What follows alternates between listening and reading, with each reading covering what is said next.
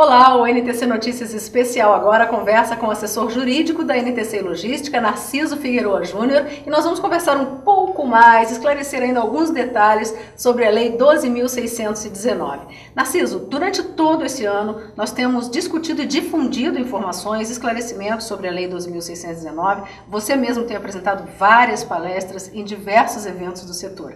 Mas a gente vê que ainda há muitas dúvidas e uma que surpreende, inclusive, é o fato de que empregadores, transportadores e embarcadores ainda acham que a lei não está em vigor. Alguns deles acham que a lei não está em vigor? É verdade, Tânia. Nós temos notado que com a publicação da Resolução 417 do CONTRAN, de setembro de 2012, algumas dúvidas ainda surgem a respeito da vigência da lei, né? Porque essa resolução, na verdade, ela não está suspendendo a vigência da lei, nem poderia. Ela, na verdade, está recomendando que a fiscalização do tempo de direção nas rodovias federais sejam feitas apenas naquelas que têm condições de oferecer os pontos de parada.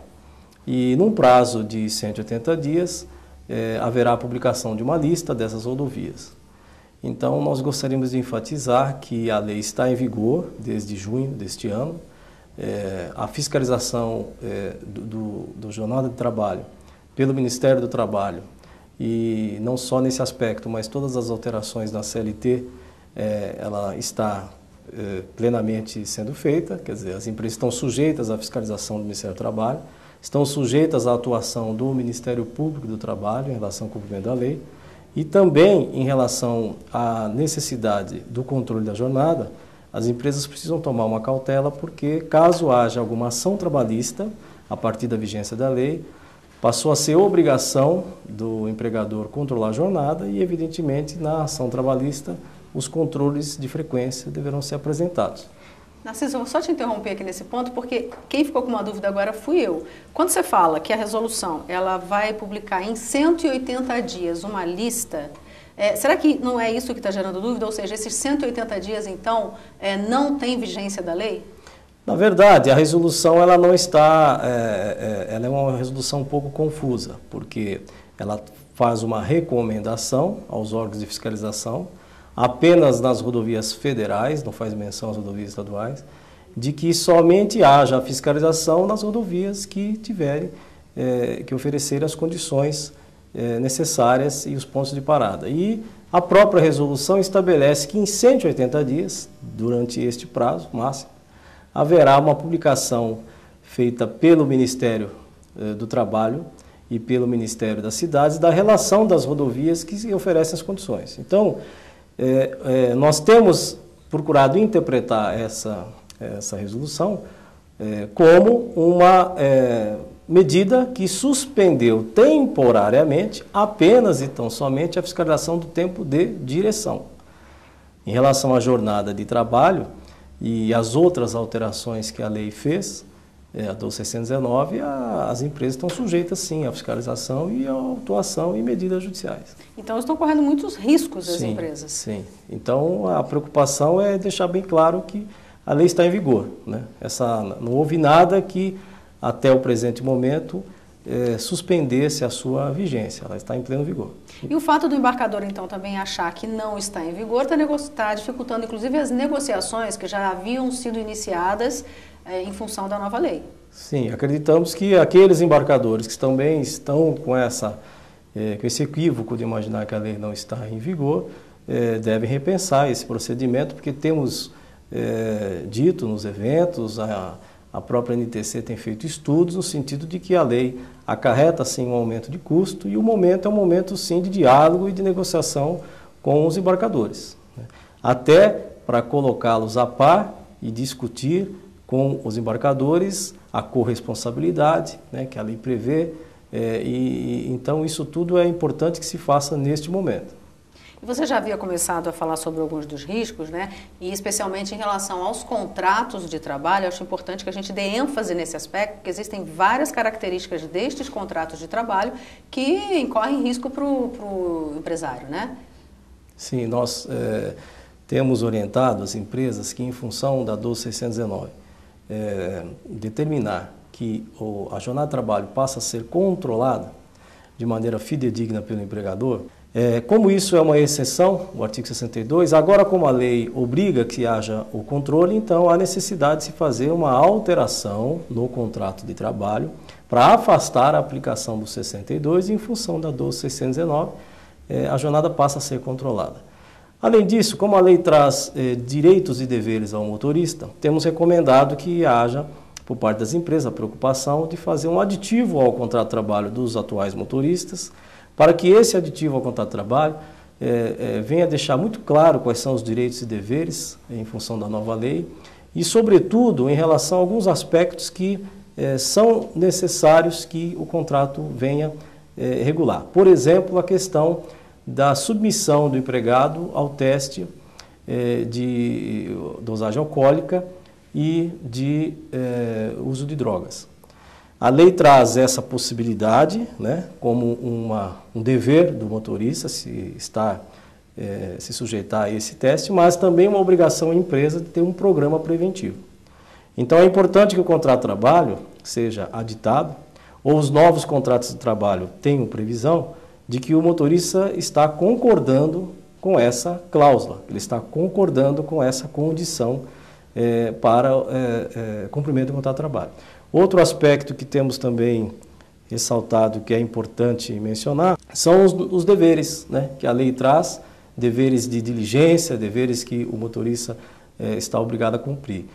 Uma outra questão que nós temos recebido algumas perguntas e dúvidas é a respeito da jornada flexível. Se a lei 12.619, em função da exigência de que a jornada passe a ser controlada, se o motorista de viagem de longa distância ainda pode ter uma jornada flexível, tanto no início quanto no término. O flexível aí significa exatamente o quê? O motorista que trabalha no âmbito urbano, em entregas e coletas, assim como todo e qualquer empregado que trabalha internamente na empresa ou vinculado a um estabelecimento, ele tem uma jornada inicial, um horário, e um horário de término da jornada. Então isso é uma jornada que nós entendemos fixa. O motorista, até pela característica da sua atividade, o motorista de rodoviário, de longa distância, de média, ele não pode ter esse horário fixo, porque depende muito da dinâmica da operação. Então nós entendemos que a 12.619 não alterou isso. É possível sim que a jornada de trabalho do motorista seja flexível, ou seja, não tenha todos os dias o mesmo início e o mesmo término, porém, os repousos previstos na lei, tanto inter quanto intra-jornada, devem ser respeitados. É um aspecto também que tem sido objeto de dúvida. Outro assunto da 12.619, que tem gerado dúvida, é sobre o tempo de espera. Se o tempo de espera, que é a grande novidade, que é aquele tempo que ele fica aguardando para carregamento, descarregamento, nas barreiras fiscais, a lei diz que esse tempo, ela define, né, essa nova figura como um período que só deve ser considerado após o cumprimento da jornada normal. Então, algumas dúvidas surgem se o tempo de espera poderá ser considerado dentro da jornada. Nós entendemos que, em função da definição legal, a própria lei define o instituto e define as hipóteses onde ele é possível de se configurar, então nós entendemos que ele só pode ser considerado tempo de espera após o cumprimento da jornada normal, após as 8 horas, e não durante a jornada. E a questão dele ser indenizado e não remunerado, como o tempo de reserva, que é aquele período dos motoristas que estão em dupla, né, viajando no mesmo veículo, o fato do tempo de reserva ser remunerado e o tempo de espera ser indenizado, se haveria alguma ilegalidade nisso. Nós entendemos que não, porque o tempo de espera, o legislador criou duas situações distintas, cuja remuneração também é distinta. Enquanto que no tempo de espera é 30% sobre a hora normal como indenização, ou seja, sem nenhuma outra repercussão trabalhista, o tempo de reserva ele é remunerado. Então esse terá repercussões em demais verbas salariais e rescisórias. Certo. E eu tenho acompanhado os eventos da NTC Logística, nos quais você palestra, também o Corpo Jurídico, Dr. Marcos Aurélio Ribeiro, doutora Judete Menezes. Uma das questões também que eu observo em evento ainda é a questão do controle por parte do motorista, que é aquela situação, mas precisa, além do controle eletrônico, ele tem que ter também o o outro documento de controle. Isso é uma questão que eu vejo recorrente ainda também por parte dos empresários nos eventos, Narciso. Isso ainda gera muita confusão também, né? Muita dúvida. A lei, ela traz duas regras que são muito claras. O tempo de direção, que são as regras previstas no Código de Trânsito, a incumbência de controlar o tempo de direção é do próprio condutor, seja ele motorista empregado ou autônomo. A jornada de trabalho é incumbência do empregador fazer o controle desta jornada. E a Resolução 405, ela trouxe, na verdade, a regra do tempo de direção, como ele vai ser fiscalizado. Então, pela Resolução 405 do CONTRAN, o tempo de direção será fiscalizado através do registrador eletrônico de velocidade, o tacógrafo. Na ausência de possibilidade de se aferir os discos de tacógrafo, a 405 menciona que poderão ser considerados o diário de bordo e a papeleta de serviço externo. Então, essa é a regra da fiscalização do tempo de direção. Em relação à jornada de trabalho, a lei diz que o empregador deve controlar de modo fidedigno a jornada de trabalho do empregado. O que significa esse fidedigno? É no sentido de que é um mecanismo que não permita fraude nem rasura. E a própria lei menciona que isso poderá ser feito por meios idôneos a critério do empregador. Então, o que temos orientado às empresas é que se utilizem, sim, de um equipamento idôneo. Né? Esse equipamento idôneo pode ser o próprio registrador eletrônico de velocidade, porque ele também será considerado para o tempo de direção, mas poderá ser um equipamento de rastreamento por satélite também. E para o motorista, pode-se adotar a papeleta de serviço externo, né? Que é um controle manual que o próprio motorista faz as anotações. Então, nós temos sugerido esses dois mecanismos de controle no início de vigência da lei, mas acreditamos que, em curto prazo, as empresas passarão a adotar apenas o meio eletrônico. Por que não poderia se adotar apenas a papeleta? Porque a papeleta, por si só, acaba não tendo aquela idoneidade que a lei exige, porque ela é passível de equívocos na anotação, rasuras, e isso a lei não permite. Então, é importante que tenha um meio eletrônico, até para checar a informação da papeleta. Então, essa é a sugestão que temos dado. Em relação à fiscalização do trabalho e a própria Justiça do Trabalho ao examinar o caso concreto. Na verdade, acreditamos que a Justiça do Trabalho irá considerar como meio eletrônico idôneo aquele que o empregador escolheu e desde que aquele tenha sido adotado em toda a empresa, como regra. Então, para a Justiça do Trabalho, acompanhando a jurisprudência que ao longo dos anos a respeito da matéria, a respeito desses controles, da existência ou não desses controles, nós entendemos que não tenha tanta dificuldade. Mas para o Ministério do Trabalho, acreditamos que ele poderá se valer da papeleta de serviço externo e também poderá, no caso da empresa declarar qual é o meio idôneo que ela escolheu, também se utilizar do meio eletrônico para fiscalização. Então, acredito que num primeiro momento é normal que as empresas tenham uma dificuldade, porque acima de tudo a lei veio alterar uma cultura. Sim.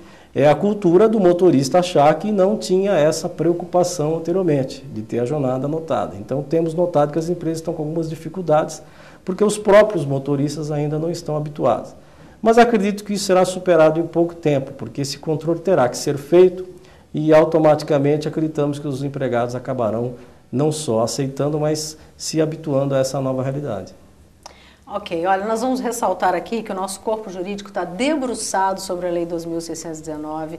A Comissão de Assuntos Jurídicos da NTC Logística realiza reuniões periódicas para discutir e também analisar as dúvidas que vêm por parte dos transportadores. Aqui nós temos um canal de comunicação para que você esclareça todas as suas dúvidas com o corpo jurídico. Então, use esse canal, não é? É um chamado que a gente faz. Narciso, eu agradeço muito pelos teus esclarecimentos mais uma vez, Narciso, que também integra o corpo jurídico Narciso Figueroa Júnior. Obrigada. Obrigado.